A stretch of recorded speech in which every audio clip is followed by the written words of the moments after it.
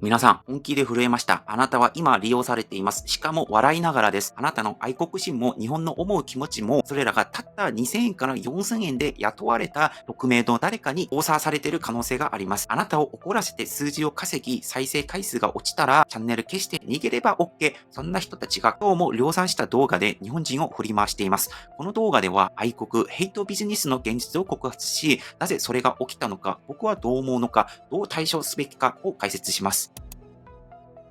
まず一つ目の話、騙されていませんか？このニュースを見てください。先日、ある仕事外注サイトにとんでもない案件が掲載されたとのこと。日本称賛系、中国批判系、海外の反応 YouTube 動画を1本2000円から4000円で作ってください。なんとこれ、2025年11月26日にとうとうと掲載されたものです。書いてある仕事内容がもっと衝撃です。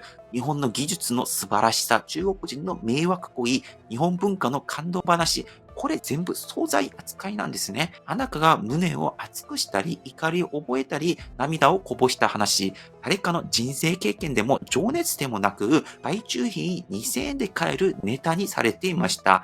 しかも、この発注者、調べたら過去にも同じような案件を何度も投稿していた。海外の反応、鉄道、自動車、中国、韓国批判、もう完全に再生回数が取れるテーマだけを狙っています。今回がたまたま話題になっただけでですね、こういった系の案件、制作者はもう数十人、数百人単位でいると僕は思っています。あなたが、そうなんだと信じ込んだその動画、実は感情を揺さぶるためだけに作られた量産型の罠かもしれません。この時点で僕はもう衝撃を抑えられませんでした。なぜなら視聴者であるあなたが一番の被害者だからです。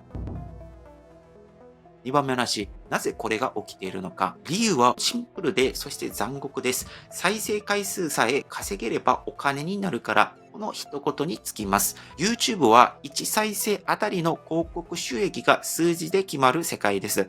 つまり、あなたが怒ってクリックしてくれれば彼らは勝つ。あなたが誇りをくすぐられてクリックしてくれれば彼らは勝つ。内容なんてどうでもいい。革新は感情を動かせば勝ちのビジネス構造にあります。そして問題をさらに深刻にしているのが AI の進化です。今、動画制作だいぶ簡単になっています。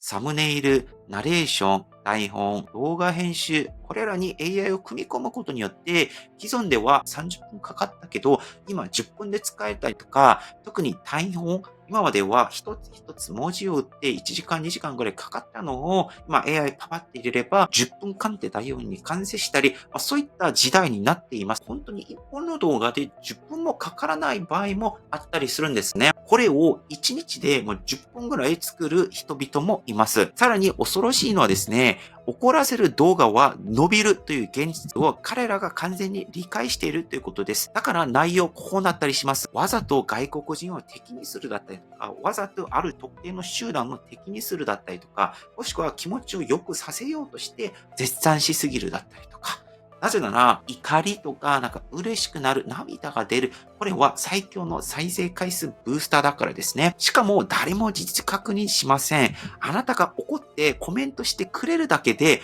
それでも彼らはよっしゃ、収益アップと笑います。そしてここからが地獄なんですけれども、間違った情報で炎上とか、チャンネルが傷つくとか、彼らって別にいいと思っています。そのチャンネル消せば終わりですよね。だってあのチャンネル誰が運営しているのか、わからないです。誰が作っているのか知ることがほとんど不可能に近いです。だから彼らはもうダメになったらチャンネル消せばいいよね。新しいチャンネル作って同じことをやればいいよね。これ一切のリスクがありません。さらに驚くべきことがあります。これ一人で数十チャンネルを回す量産型クリエイターが登場しているということです。多分今回の事件も量産型クリエイターが他の人を利用して量産させていると思っております。外注を積極的に使い、台本担当、音声担当、編集担当を AI と人間で混ぜる。100チャンネル規模で1日に数百個の動画を AI でもうわざと、どうでもいい内容、わざと怒らせるための動画みたいなことを大量生産しているんですね。この仕組みが回ってしまった結果、YouTube は今、あなたの感情を操作するためだけに存在する動画が大量に流れ込んでいます。あなたの怒りも不安も日本の誇りも全部彼らの収益に変換される燃料になっています。これが今回の異常事態の正体です。そして3番目、なぜ僕は言葉を失ったのか。まず前提としてはですね、僕はこう思っています。日本が大好きと言ってもいいです。僕は日本大好きと言っています。中国が嫌いって言ってもいいです。韓国が嫌いって言ってもいいです。その気持ちを動画で語ること自体には何の問題もないと思っております。人には価値観があるし、国ごとの文化の違いもある。当然だと思っております。その議論によって日本という国を良くすることにつながるからです。でも、今回のは次元が違うかなと思っておって、これは日本のことを考えた人の行動ではないと思っております。収益のために嫌いなふりをして感情を操作するためにお金のために作った動画。今回の量産動画を作っている人たちはあなたを視聴者を騙して感情を害することでビジネスにしている。この一点で僕はどうしても許せなかったです。だって考えてほしいんですけれども、こういう動画が増えれば増えるほど本来生まれなくていい憎しみが社会にばらまかれるんですね。怒らせた方が数字が取れる。敵を作った方が儲かる。その結果、国と国、文化と文化、人と人の間に本当は存在しなかった壁が作られてしまうと、別にこれは日本と外国というタイトルだけではなくて、ある特定の集団とある特定の集団、喧嘩させることでお金を儲かせるってことが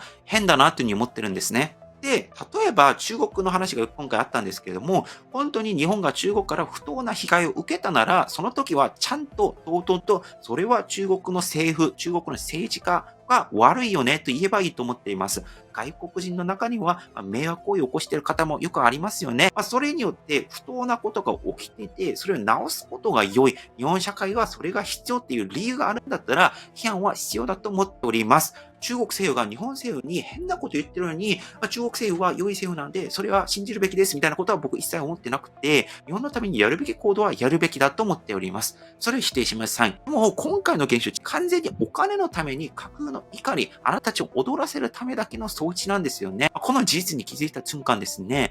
なんでこんな人たちのために日本人が感情まで奪われなきゃいけないんだっていう悔しさが込み上げました。